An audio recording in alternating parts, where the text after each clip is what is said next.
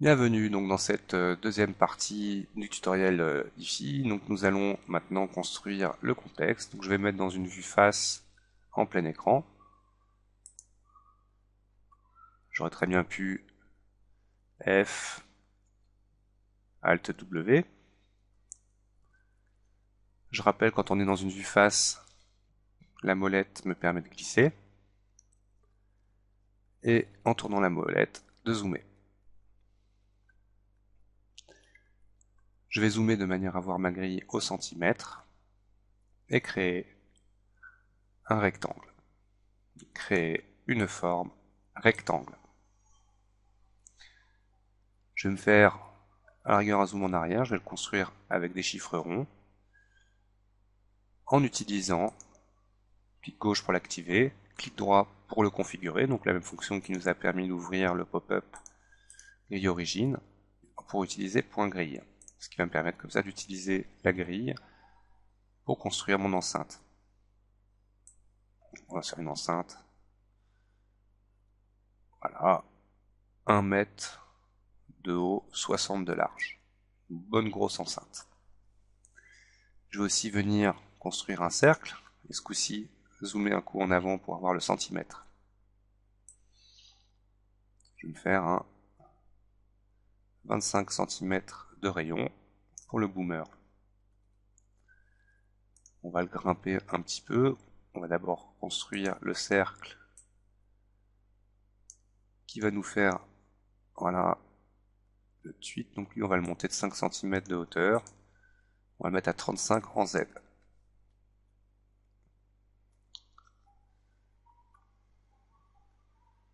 Je vais sélectionner toutes les lignes pour leur donner une couleur plus foncée, pour bien les voir dans ma fenêtre. Voilà l'enceinte qu'on va dessiner. Alors à partir de là, je vais zoomer, et on peut voir qu'en zoomant, ma ligne, mon cercle, a comme des facettes, et c'est nuisible dans ma modélisation. Donc il faut comprendre, donc là je n'ai plus besoin pour le moment de l'aide à l'accrochage, je sélectionne mon cercle, je vais dans le menu modifier, et nous dit que nous allons découvrir donc le menu interpolation qui va nous permettre de régler ce problème.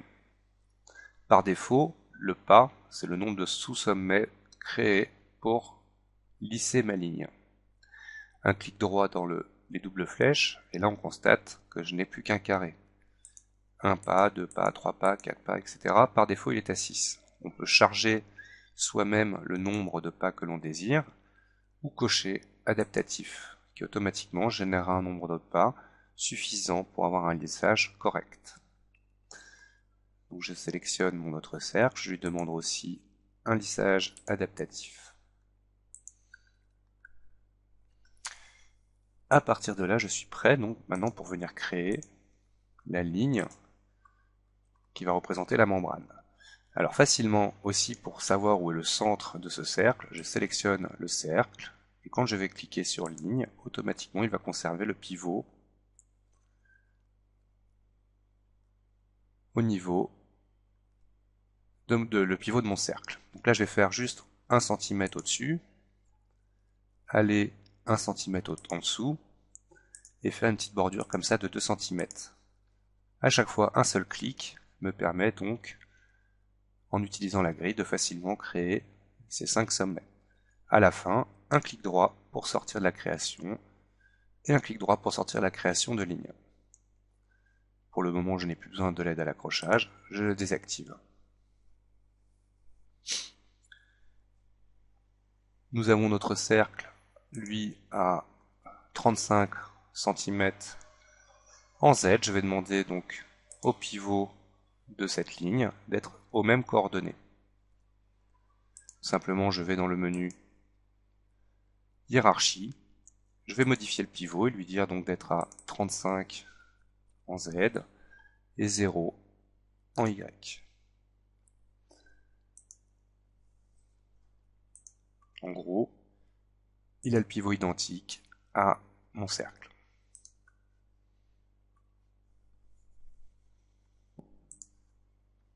Je vais maintenant dans le menu modifier et nous allons découvrir quelques fonctionnalités quelques utilisations des sommets. La première chose, donc, va nous permettre de diviser ce segment en deux. Donc un petit plus ici me permet de voir les différents types de sous-objets. Je rappelle les 40 fonctions, les 4 fonctions qui permettent de se naviguer dans les sous-objets. La première, donc, c'est par le panneau de commande dans le menu modifié dans la pile des modificateurs, en ouvrant l'arbre de hiérarchie de mon objet, en ouvrant les sous-objets, je peux naviguer en cliquant dessus dans mes différents sous-objets. Dans Sélection, nous avons la possibilité aussi d'activer ou de désactiver le passage en mode sous-objet. Dans le clic droit, nous avons aussi la possibilité d'aller chercher les différents types de sous-objets. Il y a aussi la possibilité de passer par le clavier. 1, 2, 3 du haut du clavier me permet aussi de switcher par raccourci clavier dans mes différents sous-objets. Donc là, je vais en sous-objet segment. Dans la partie géométrie, tout en bas, je vais trouver diviser. Il va me faire une division, c'est ce que je veux pour le moment, je vais le diviser une fois. Il ne s'est rien passé parce qu'il faut que je sélectionne bien évidemment un objet, un sous-objet en l'occurrence, pour pouvoir diviser une fois ce sous-objet. Je clique dans le vide pour désélectionner. Voici ce sommet, créé par la division. Je vais donc aller en sous-objet sommet, chercher ce sommet. Nous allons constater qu'il y a différents types de coins pour nos sommets. Nous allons progressivement les découvrir. Je vais utiliser dans un premier temps ce sommet en mode lissage. Il faut comprendre quelque chose au lissage, ça sera en fonction de l'entrée et de la sortie du sommet. En gros là c'est plutôt l'entrée et ici la sortie. Pourquoi? Tout simplement parce que ce sommet est jaune, donc en gros ma ligne part d'ici pour aller jusque là. Donc l'entrée c'est ce point là et là c'est sa sortie, qui sont en l'occurrence deux coins.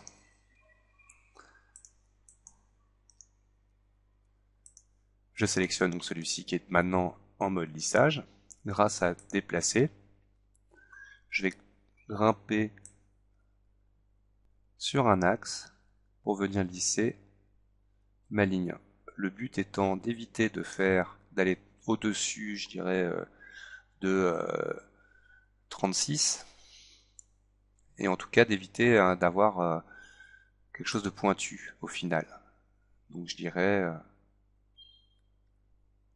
comme ça, c'est parfait. On pourrait très précisément le mettre à 35,5 cm pour obtenir cette courbe. Je vais ensuite sélectionner le sous-objet sommet, prendre ce sommet-là, et nous allons découvrir la possibilité de créer un segment avec un sommet, avec la fonction chanfrein du panneau de commande géométrie. Par cliquer et glisser, je peux créer un chanfrein. Automatiquement, donc il me casse mon angle pour me faire une arête. Nous avons juste au-dessus la fonction raccord. Je peux sélectionner deux sommets en même temps et cliquer et glisser pour créer mon raccord. N'oublions pas que nous pouvons retourner aisément en arrière.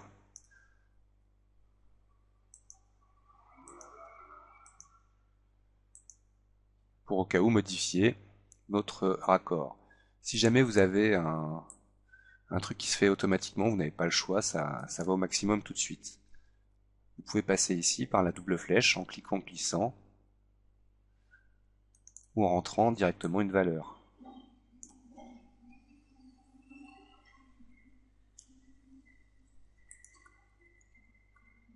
À ce stade, j'ai créé donc le contour de mon boomer, la ligne que je vais utiliser pour faire la grille. Donc je vais dupliquer ces deux segments. Donc cette ligne, elle, on va l'appeler membrane.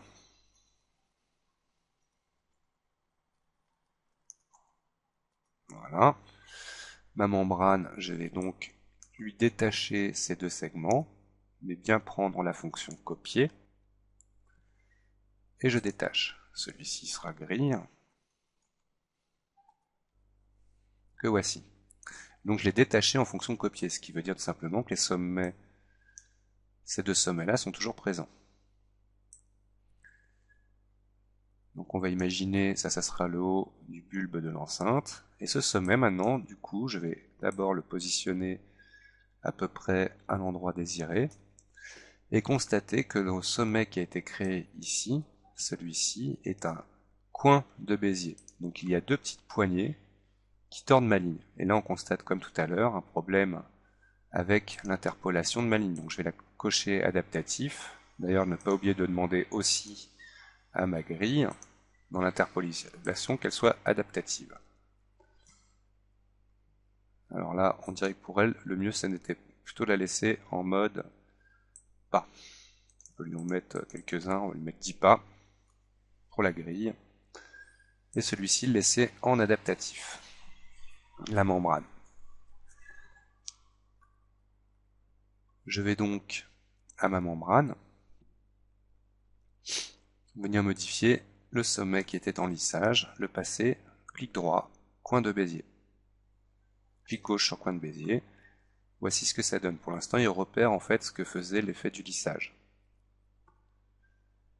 Je vais d'abord m'intéresser à ce sommet-là, en sélectionnant la petite tangente qui est ici. Il est important de bien savoir utiliser aussi le gizmo. Si je sélectionne par exemple juste l'axe Y, la tangente ne sera déplaçable que en Y. Voilà, par exemple. Ici, je vais essayer de le redresser légèrement. Voilà. Et lui, par contre, je vais cliquer dans le coin du petit carré pour pouvoir venir le plier comme je le veux. Et bien évidemment, obtenir une forme assez arrondie.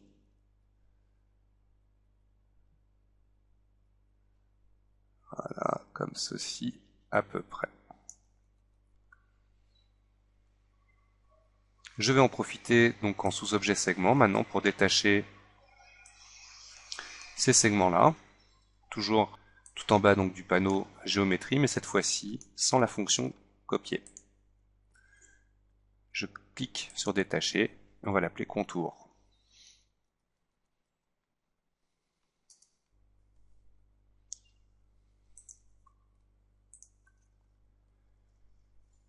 J'ai 3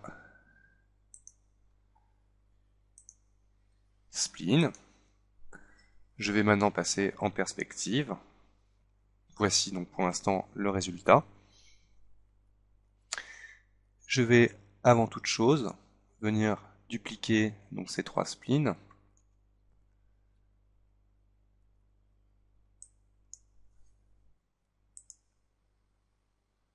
Hop.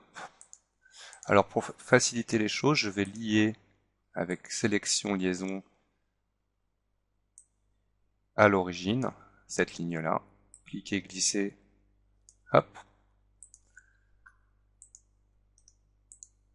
Tiens, le pivot, lui, il n'est pas au bon endroit, et lui non plus. Donc c'est pas très grave, maintenant que c'est lui qui va contrôler l'ensemble. Double-clic, et je vais choisir d'utiliser le pivot de mes objets. Et en vue face, venir le cloner jusqu'au pivot ici. Alors ça va être simple. Je vais prendre pivot comme type d'assistant. Rappelons-nous, clic droit pour ouvrir cette boîte de dialogue.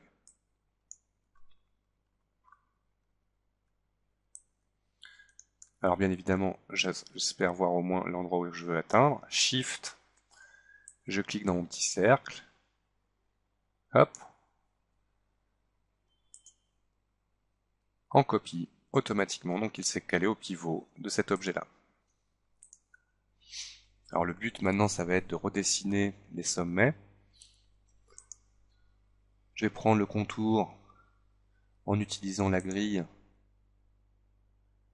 ce qui va me permettre de facilement... Alors, il était par rapport à son centre, un coup en dessous, donc c'est bon. Hop. Je sélectionne cette première ligne sous objet sommet. D'abord, je prends ce sommet-là, j'enlève l'aide à l'accrochage, là, je le bascule. Et celui-ci, grâce à l'accrochage sommet. Ah, c'était pas son pivot, d'ailleurs celui-là, peu importe. Ah, il n'a pas pris, je ne l'ai pas activé. Voilà. Et on va le passer en mode coin. Là, on va peut-être dessiner ça en poussant un peu plus le sommet comme ça. Comme ceci. Maintenant, il s'agit donc de retravailler cette ligne-là. Échelle, marche sur les pivots. Alors, hop.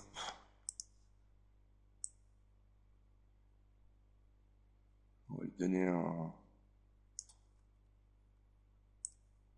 Pas hésiter, comme je viens de le faire, de zoomer. Là, on va le mettre en mode Twitter. Voilà.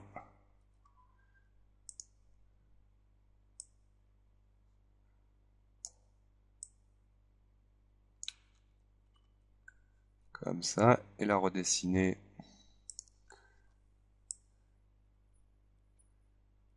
Peut-être si ça, on va le descendre un coup.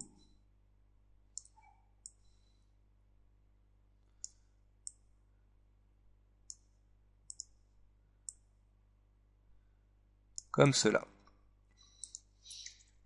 Donc il faudra vous entraîner bien évidemment pour bien maîtriser cette technique. Alors, nous avons terminé le dessin des lignes du boomer et du tweeter. Donc je remonte les sommets. Rappelez-vous bien évidemment que vous pouvez faire pause dans la vidéo. Alors ça, ce segment-là vous importe très très peu. Voilà. Donc là, nous avons ici un coin de Bézier, un autre coin de Bézier. Nous avons dessiné cette autre ligne avec un sommet en mode lissage. Nous remarquerons que donc les raccords font des béziers tout court. Je sélectionne mon sommet, je ne suis que dans un mode bézier. Qu'est-ce qu'un bézier? Tout simplement, si je tords ma ligne, voilà, ça reste tangent en entrée et en sortie. Que les chanfreins font un coin de bézier automatiquement. Donc bien évidemment, ce sommet-là, on peut les passer en coin pour optimiser son dessin. Donc voici la fin donc, du dessin des lignes. Nous allons, dans la suite de ce tutoriel, apprendre à utiliser un modificateur pour les mettre en volume. Merci d'avoir regardé la vidéo et à tout de suite pour la suite.